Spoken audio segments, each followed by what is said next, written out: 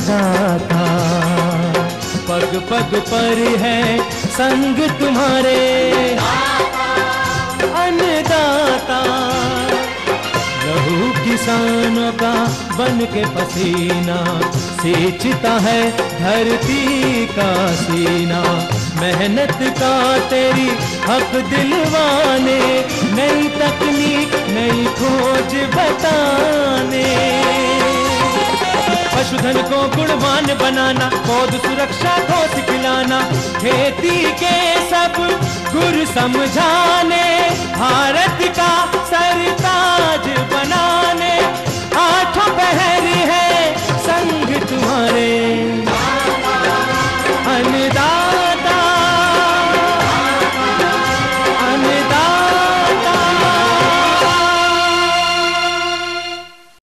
नमस्कार, मैं शालिनी आप सभी दर्शकों का अन्नदाता कार्यक्रम में स्वागत करती हूं। हर रोज की तरह कार्यक्रम में आज भी हम लेकर के आए हैं खेतीबाड़ी से जुड़ी हुई बहुत सी लाभकारी जानकारियां। तो चलिए सबसे पहले देखते हैं कि क्या है विशेष आपके लिए आज के कार्यक्रम में। लीफ कलर चार्ट के अनुसार धान की फसल में यूरिया का प्रयोग।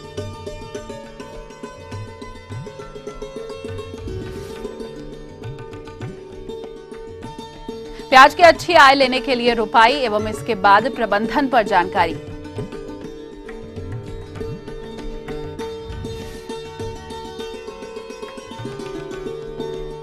अधिक लाभ के लिए कैसे करें गाय और भैंस की देखभाल।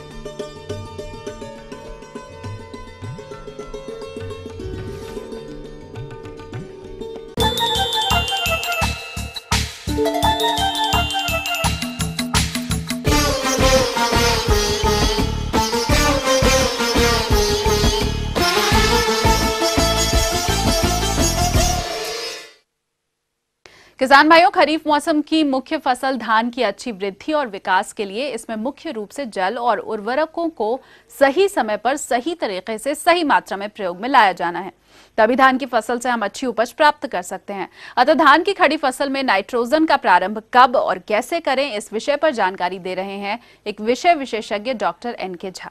अब प्रश्न यह उठता है कि धान की फसल जिसमें कि नाइट्रोजन काफी मात्रा में प्रयोग किया जाता है, तो उसका हम प्रयोग कब करें। धान का फसल भी यदि उसको जब जब भूख लगे नाइट्रोजन की सिर्फ उसी समय दिया जाए तो कम उर्वरक की मात्रा में उसका ज्यादा फायदा लिया जा सकता है।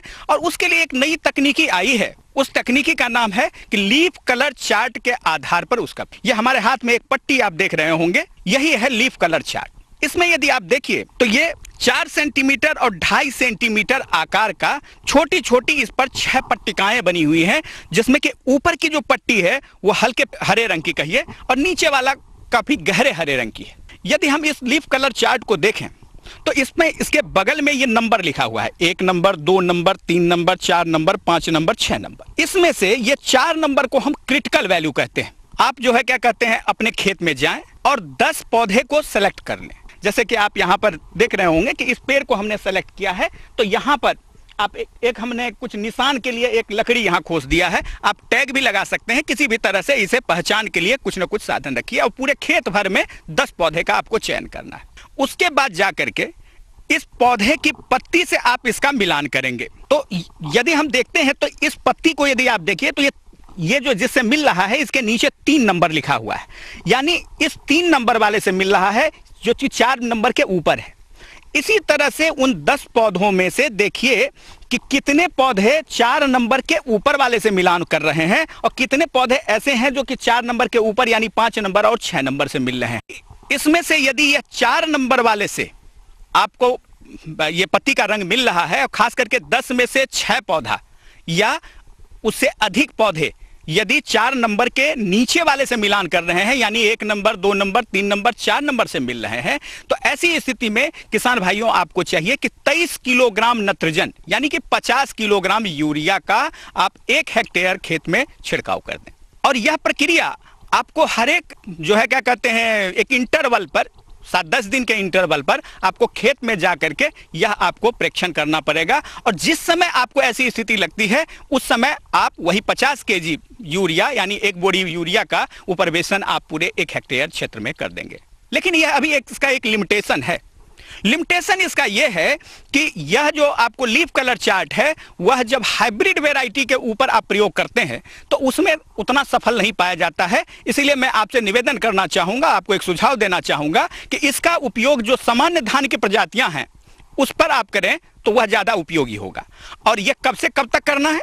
तो 14 दिन की उम्र से हमने बताया कि यह प्रक्रिया आप शुरू करेंगे, 7-10 दिन के अंतराल पर यह प्रक्रिया करेंगे, और यह प्रक्रिया जब आपका बाली फूटने लगता है उसके बाद आपको यह प्रक्रिया करने की आवश्यकता नहीं है। प्रश्न उठता है कि किस प्रकार से हम इसका उपयोग करें। तो आप सुबह में 8 से 10 का समय या 2 से 4 का समय यह उचित समय होता है। इस समय जब भी आप यह लेने लगते हैं या मिलान करने लगते हैं तो इस प्रकार से खड़े हों कि सूर्य आपके पीठ की तरफ रहे और आप उसके आगे रहें, यानी कि आपके शरीर की छाया आपके पेड़ पर पड़ती रहे। और इस प्रकार से यदि आप करते हैं तब जब यह आप जो नमूना लेंगे वह बिल्कुल नमूना आपका सही रहेगा, वह मिलान आपका सही।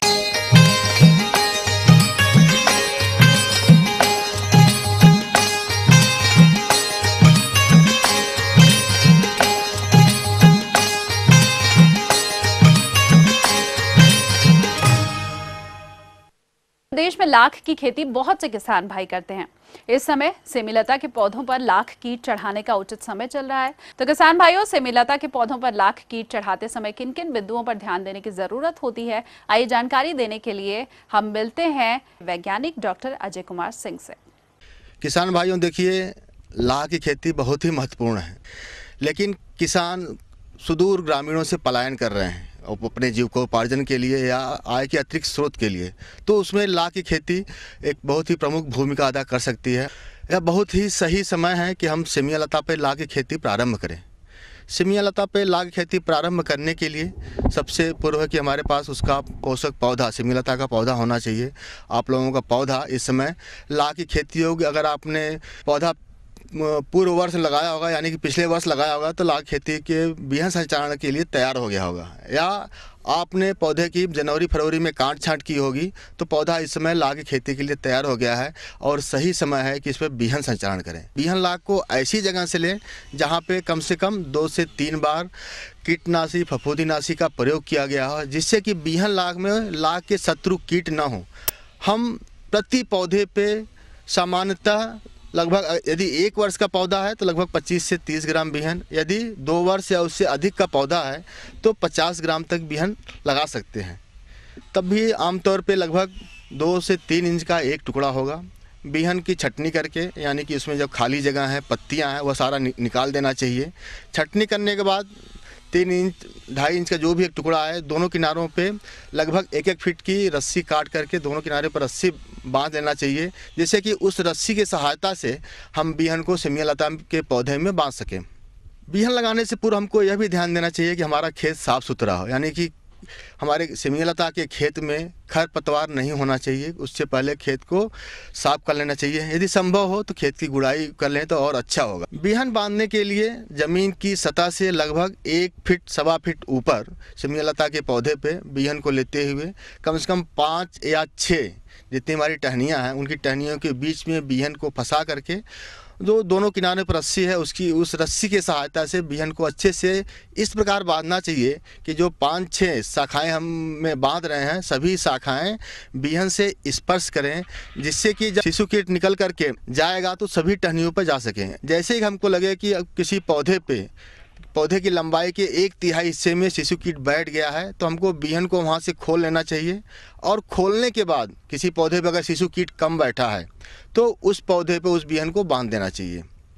यह कार्य बहुत ही महत्वपूर्ण है।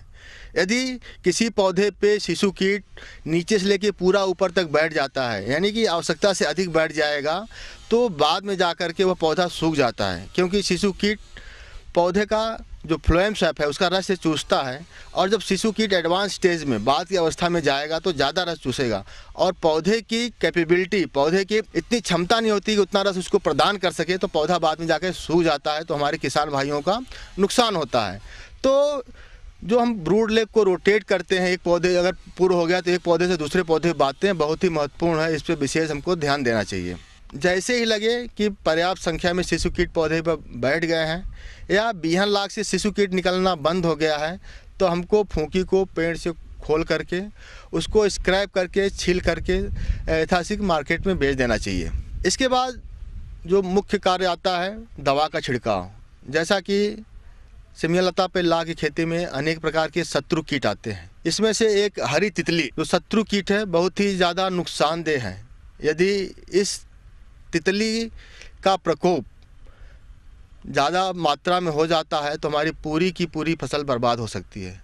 तो इससे बचाव के लिए हमको इस पे कम से कम 2 या 3 बार दवा का छिड़काव करना अति आवश्यक है।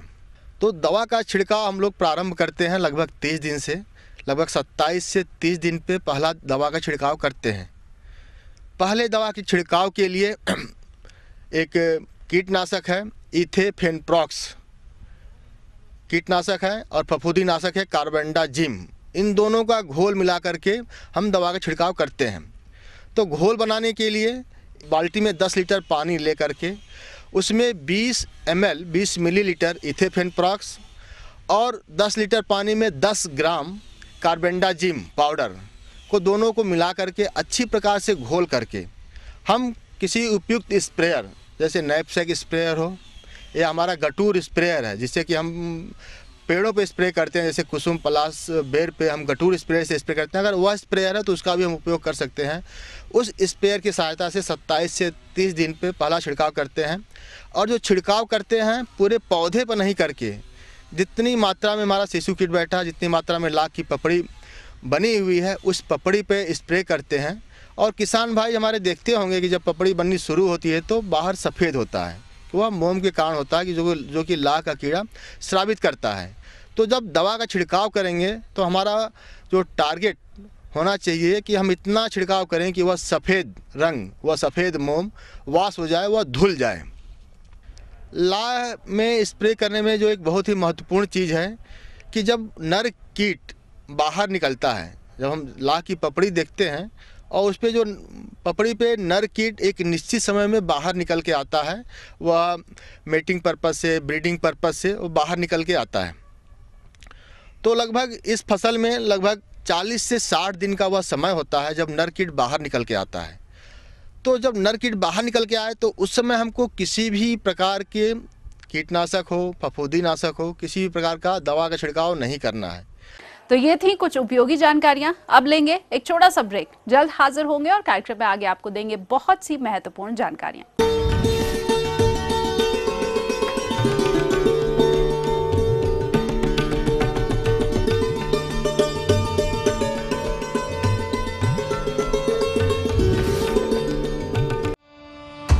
यहाँ राजनीति बदलती रहती है, अपना चरित्र और चेहरा कभी भी कोई भी बन सकता है। सियासत का मोहरा यहाँ इंसान फरिश्ता है तो दरिंदा भी। यहाँ अगर शेर है तो खूबसूरत परिंदा भी। इस धरा पर जहाँ पूजे जाते हैं महाकाल, खबरों का भी बदलता रहता है सूरते हाल। देखिए अपना एमपी सिर्फ ईटीवी न्यूज पर।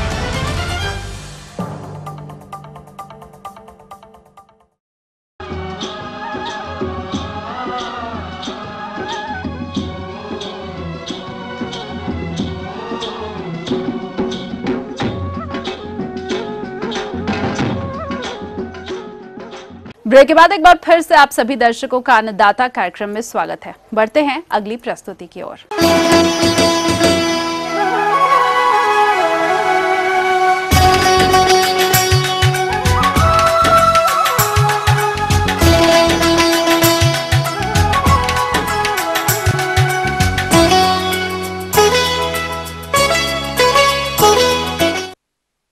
किसान भाइयों, जैसा कि वर्तमान में प्याज की कीमत आसमान छू रही है, इसी को देखते हुए अधिकांश किसानों ने तो प्याज की रोपाई कर दी है और जो किसान अभी प्याज की रोपाई करना चाहते हैं वो शीघ्र ही इसकी रोपाई का कार्य समाप्त कर लें। तो आप किस प्रकार से करें प्याज की रोपाई और रोपाई के पश्चात प्रबंधन, इस बारे में जानकारी दे रहे हैं किसान भाइयों। जैसा कि आप सभी लोग जानते होंगे कि खरीफ प्याज के उत्पादन का समय भी आ गया है और उत्तम तकनीक से आप लोग नर्सरी भी तैयार कर चुके होंगे। इसके लिए सबसे उत्तम यह है कि भूमि का चुनाव, ढालदार भूमि का चुनाव होना चाहिए। दूसरी बात है कि 2 से 3 जुताई कल्टीवेटर से। इसके बाद जो है मैं आपको बताऊं, अच्छा रोटावेटर चलाते हैं ताकि मिट्टी हमारी भुरभुरी हो जाए। इसमें मैं आपको बताऊं कि लगभग 2 से 3 टन गोबर की बढ़िया सड़ी हुई खाद अगर पड़े तो इसका उत्पादन अच्छा होगा। साथ में 40 किलो से लेके 50 किलो डीएपी के साथ सल्फर देना, मतलब सल्फर हमारे प्याज के लिए आवश्यक है। इसको 15 किलो पर एकड़ के हिसाब से नितांत आवश्यक है, जिससे चरपराहट जो होती है प्याज में वो बढ़ती है, रख रखाव बढ़ता है और इसकी साइज भी बढ़ती है। किसान भाइयों, जैसा कि हम लोग बात कर रहे थे कि बरसात के प्याज के प्रजाति के बारे में, जो हमारी एग्री फाउंड डार्क रेड प्रजाति है जो बरसात में लगाई जाती है। इसके बाद हम क्यारियां बना लेते हैं। क्यारियों की चौड़ाई करीब करीब जो है 2 मीटर 1.5 मीटर के करीब होनी चाहिए और लंबाई अपने हिसाब से होती है। जिसकी नर्सरी 40 से 45 दिन की हो उसकी नर्सरी की ट्रांसप्लांटिंग अब खेत में की जा सकती है। मैं किसान भाइयों आप लोगों से ये भी चाहूंगा कि इस सख्त क्रिया को करते हुए आप एक बार और डंपिंग ऑफ वाली बीमारी की दवा जो हमने कार्बेंडाजिम 2 ग्राम पर लीटर के हिसाब से बताया था, इसका एक बार इसमें रोपाई करते हैं। रोपाई करने पे ये जरूर ध्यान हो कि हमारे पौधों से पौधों की दूरियां जरूर मेंटेन की जाएं, क्योंकि अक्सर देखा जाता है पास लोग रोपाई कर देते हैं जिससे कंद का विकास हमारे नहीं हो पाता। तो 10 से 15 मतलब पौधे से पौधे की दूरी 10 सेंटीमीटर कम से कम और लाइन से लाइन की दूरी 15 सेंटीमीटर कम से कम निर्धारित करके ही इसकी रोपाई करनी चाहिए, जिससे हमारे कंद का साइज बढ़ता है। किसान भाइयों, रोपाई के बाद किसान भाइयों प्याज की खेती के लिए, चूंकि हम बरसात में प्याज की खेती करते हैं, तो लगभग रोपाई के 40 दिन बाद और लगभग 75 से 80 दिन बाद एक जो है 2 निदाई गुड़ाई की आवश्यकता होती है। कुछ खरपतवार होते हैं जिसको निदाई करके बाहर निकाल लेते हैं, जिससे हमारे उत्पादन पे अच्छा प्रभाव पड़ता है। किसान भाइयों, जैसा कि हमने ये बताया कि प्याज की खेती बारिश के महीने में होती है, इसमें मुख्य रूप से सिंचाई की आवश्यकता नहीं के बराबर होती है, परंतु किसी भी कारण से अगर अधिक जल भराव या अधिक पानी बरस जाता है तो भी हमको जल का पर्याप्त निकास होना चाहिए। जैसा कि हम पहले आपको बता चुके हैं कि ढालदार खेत हो जिसमें हम प्याज की रोपाई करें तो किनारे से हमारा पानी निकल के बाहर चला जाए। दूसरा, अगर मान लीजिए 15 दिन 20 दिन का गैप भी होता है तब भी ये सहन कर लेती है, लेकिन जब हम सितंबर और अक्टूबर में जब बरसात हमारी नहीं होती है तो 2 पानी की जरूरत होती है। 15-15 दिन के अंतराल पे 2 पानी हम इसमें दे देते हैं, जिससे हमारा प्याज का उत्पादन बढ़ जाता है। करीब करीब मैं आपको बताऊं कि 30 से 35 दिन के बाद 25 किलो यूरिया 1 एकड़ में इसका टॉप ड्रेसिंग करते हैं। इसके बाद जब लगभग 60 से 75 दिन होता है तो एक स्प्रे NPK 18-18-18 का स्प्रे करते हैं, जिससे उसके पत्तियों से पोषक तत्व हमारे पौधों की गांठों तक पहुंचता है और इसके उत्पादन पे अधिक प्रभाव पड़ता है। मैं आप लोगों को इसके संदर्भ में ये भी बताना चाहता हूं कि खरीफ प्याज में अगर 1 एकड़ में आप अच्छी तरह से वैज्ञानिक तरीके से खेती करते हैं तो करीब 100 से 150 कुंटल प्रति एकड़ उत्पादन प्राप्त होता है। तो उस समय इंतजार नहीं करना चाहिए, उसको खेत से तुरंत ही खोद के बेच देना चाहिए। अगर हमारे किसान भाई इस तरह की खेती करते हैं तो प्रति एकड़ करीब करीब 60 से 70 हजार रुपया प्रति एकड़ के हिसाब से इसमें लाभ प्राप्त कर सकते हैं। आगे और भी है कुछ रोचक जानकारियां, पर यहां पर रुकेंगे। एक और कमर्शियल ब्रेक के लिए जल्द हाजिर होंगे।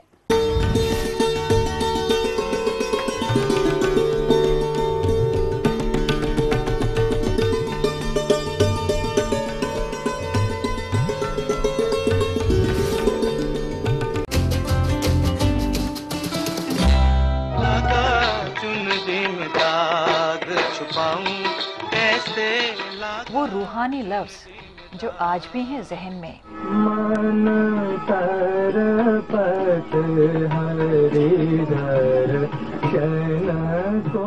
वो खुदाई मौसीकी जो ले आए जन्नत जमी पर। जो भी हो तुम खुदा की कसम लाजवाब हो। वो दिलकश अंदाज जो लौटा लाए गुजरा जमाना। प्यार किया तो डरना क्या, जब प्यार किया तो डरना क्या। देखिए भूले बिसरे गीत। डरना क्या, जब प्यार।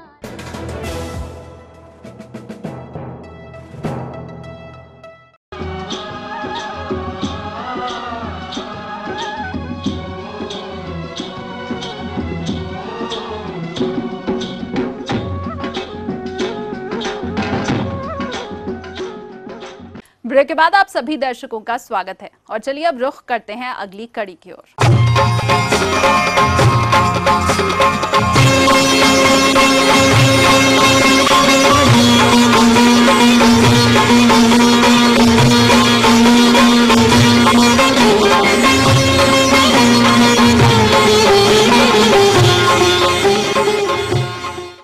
हमारे राज्य के अधिकतर किसान भाई कृषि के साथ गाय और भैंस का भी पालन करते हैं, लेकिन इनसे पालन से अधिक लाभ आप तभी ले सकते हैं जब आप इसकी देखरेख मौसम के अनुसार करें। तो बारिश के मौसम में दुधारू पशुओं की देखरेख कैसे करनी है, आइए जानते हैं पशु चिकित्सालय बिलासपुर के पशु अधिकारी डॉक्टर CS शर्मा से। देखिए, सबसे पहले तो हमको जरूरी है कि बरसात में होने वाली बीमारियों से हमारे पशुओं को बचाया जाए। मुख्य रूप से बरसात में दो प्रकार की बीमारियां होती हैं, एक टंगी जिसको हम ब्लैक क्वार्टर बोलते हैं और बघर्रा जिसको हम हीमोरेजिक सेप्टिसीमिया HS बोलते हैं। तो बरसात के पूर्व ही इन बीमारियों का टीका लगवा लेना चाहिए। जिन पशुपालकों ने इन बीमारियों का टीका नहीं लगवाया है वो नज़दीक के पशु चिकित्सालय से संपर्क करके निःशुल्क इस टीके को शासन द्वारा लगाया जाता है, उनसे संपर्क करके इस टीके को लगवा लें तो आपके पशु इन जानलेवा बीमारियों से बचे रहेंगे। क्योंकि यदि ये बीमारी एक बार आ गई तो इनका उपचार करना बहुत कठिन होता है, और यदि आप उपचार करते भी हैं तो उपचार में खर्च बहुत ज़्यादा आ जाता है और कभी पशुओं की मृत्यु भी हो जाती है। तो आपके कीमती पशु बचे रहें, इसलिए ज़रूरी है कि आप टीका लगवा लें। दूसरा, बरसात के दिनों में देखा गया है कि पशुओं में संक्रमण की समस्या बहुत ज़्यादा आती है। चारे की वजह से संक्रमण हो सकता है या पानी की वजह से संक्रमण हो सकता है। जिस स्थान पर आपने डेयरी शेड बनाया हुआ है उसके आसपास में यदि पानी इकट्ठा हो रहा है, कीचड़ इकट्ठा हो रहा है, गोबर का पानी बह के आ रहा है, तो उसका उपचार आपको करना है। तो यदि आपको ब्लीचिंग पाउडर मिलता है या DDT पाउडर मिलता है तो आवास के चारों ओर उसका छिड़काव कर दें। आवास का बरसात के पूर्व कम से कम एक बार चूने से अच्छी तरीके से फर्श की और दीवारों की पुताई करवा दें। टिक्स की संभावना बहुत ज़्यादा देखी गई है बरसात के दिनों में भी, तो बरसात के पूर्व ही एक बार कम से कम उनमें डिटिकिंग की दवा उसमें लगा दें, जैसे ब्यूटाक्स हो गए या साइपेरिन हो गया। बरसात के पूर्व एक बार पेट के कीड़े की दवा देना बहुत ही ज़रूरी है, क्योंकि यदि आप पेट की कीड़े की दवा नहीं दे रहे हैं तो उनमें डायरिया की प्रॉब्लम आएगी। और बरसात के बाद भी एक बार पेट के कीड़े की दवा देना जरूरी है, क्योंकि बरसाती चारा खाने की वजह से जो पेट में कीड़े आ गए हैं उनका सफाया करना भी बहुत ज़रूरी है। तो ये तो हो गया चिकित्सा के संबंध में कि आप समय पर टीका लगवा लें, साफ सफाई रखें, चूने से पुताई कर लें ताकि उनको संक्रमण से बचाव हो सके। किसान भाइयों, देखा गया है अक्सर बरसात के दिनों में जो हम पैरा का कटिया या गेहूं का भूसा खिलाते हैं, नमी की वजह से उसमें फंगस आ जाती है, और इस फंगस युक्त चारा को जब हम पशुओं को खिलाते हैं तो उनमें डायरिया की प्रॉब्लम बहुत ज़्यादा होती है। बिल्कुल वाटरी डायरिया, बिल्कुल पानी की तरह डायरिया करना शुरू करते हैं, जानवर कमज़ोर हो जाते हैं और उनका जो उत्पादन है वो दूध उत्पादन कम हो जाता है। तो यदि इस तरह की फंगस लगी हुई कटिया को आप खिला रहे हैं तो उसमें आप चूने का छिड़काव करके, यदि 2% चूना का छिड़काव उसमें कर देते हैं कि 2 किलो चूना 100 लीटर पानी में घोल करके, और जब भी आप उस कटिया को देते हैं थोड़ा सा छिड़काव कर दें चूने पानी का, या बहुत ज़्यादा प्रॉब्लम आ गई है तो कॉपर सल्फेट का छिड़काव भी आप कर सकते हैं 2% सोल्यूशन बना करके। 100 लीटर पानी में लगभग 2 किलो कॉपर सल्फेट को घोल लें और 1 कुंटल कटिया के ऊपर 1 लीटर पानी का छिड़काव करके आप उसको देंगे तो भी फंगस की प्रॉब्लम नहीं रहेगी। फंगस की वजह से कई बार मेस्टाइटिस की प्रॉब्लम भी देखी गई है, पशु का स्वास्थ्य बिगड़ता है तो उसमें ब्लीडिंग की प्रॉब्लम भी देखी गई है।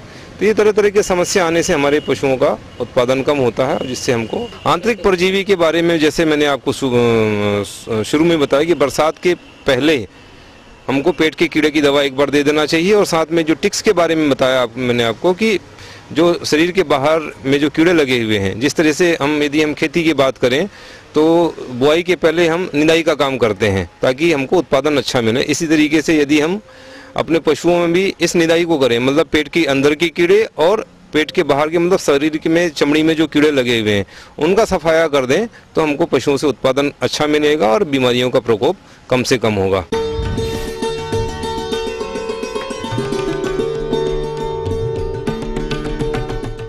अन्नदाता हेल्पलाइन निःशुल्क फोन संपर्क सेवा के माध्यम से आपके द्वारा पूछे गए प्रश्नों में से एक या फिर दो महत्वपूर्ण प्रश्नों को हम अपने कार्यक्रम में शामिल करते हैं। इसी के तहत आज का चयनित प्रश्न और उसका जवाब इस प्रकार है।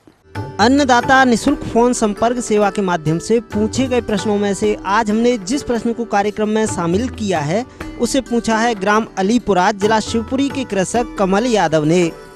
यह ग्वार की फसल में किए जाने वाले प्रबंधन कार्यों पर जानकारी चाहते हैं। तो कमल यादव जी, आपकी जानकारी हेतु प्रस्तुत है कार्यक्रम का यह अंश। ग्वार की फसल में किसान भाइयों को क्या क्या चीज़ ध्यान में रखें जिससे इसकी पैदावार में अपन बढ़ोतरी कर पाएँ, उसके लिए मैं कुछ थोड़ा किसान भाइयों से चर्चा करना चाहूँगा, कुछ अपनी समझाइश देना चाहूँगा। इस समय एक तो ग्वार फसल लगभग अपनी इस साल वर्षा देरी से आने से लगभग एक सवा महीने की या 1.5 महीने के लगभग की हो गई है। तो एक तो खरपतवार से रहित फसल हो अपनी, तो उनको तो हाथ से निराई एक साधन रह जाएगा, क्योंकि 35 दिन 40 दिन तक खरपतवार से रहित फसल हो जाए। इसके बाद में इसके प्रबंधन की बात आती है। इस चंबल और गालीर अंचल में बारिश का काफ़ी अंतराल हो गया है, तो फसल थोड़ा मुरझाने से लगी है। वैसे तो ये शुष्क दलहन की फसल है, लेकिन फिर भी लाइफ सेविंग इरिगेशन जीवन रक्षक सिंचाई के रूप में इस समय किसान भाइयों को मेरी समझाइश है कि इस समय फसल में कहीं कहीं फूल भी आ रहे हैं, फलियां भी बढ़ रही हैं। तो ऐसी स्थिति में पानी काफ़ी दिनों से गिरा नहीं है, दिन में तेज़ धूप पड़ रही है, तो किसान भाइयों को मेरी समझाइश है कि इस समय हल्की सी सिंचाई इसमें ग्वार की फसल में लगा दें। अब बात आती है इसकी और चीज़ों के प्रबंधन की, उसमें क्या ख्याल रखें कि इस समय बारिश का सीजन चल रहा है, कहीं बारिश ज़्यादा भी हो रही है। तो ग्वार एक शुष्क दलहन वाली फसल है, इसको ज़्यादा पानी की आवश्यकता नहीं होती है, जिसमें कि जिन खेतों में अगर पानी भरता है उसको तो ये सहन कर ही नहीं पाती है। तो किसान भाइयों से मेरी समझाइश ये है कि जहाँ पर पानी भरे उन खेतों में उचित जल निकास करके पानी तुरंत की तुरंत वहाँ से निकाल दें, जिससे ग्वार की फसल पर कोई विपरीत प्रभाव नहीं पड़ेगा।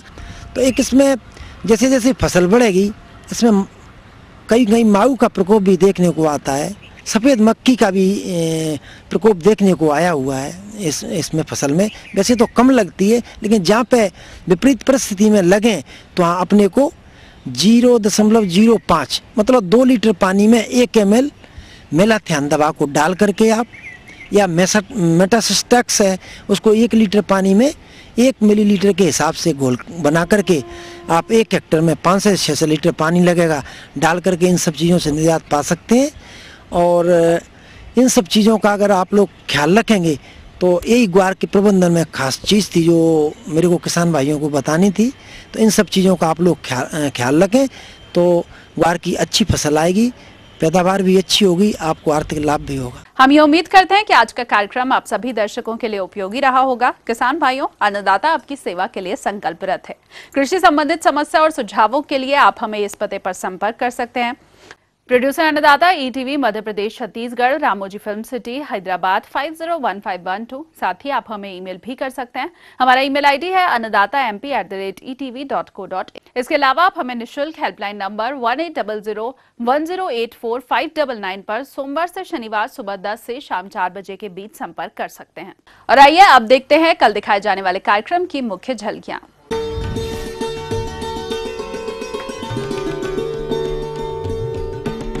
ज्यादा पैदावार हेतु तिल की फसल में किए जाने वाले कार्य।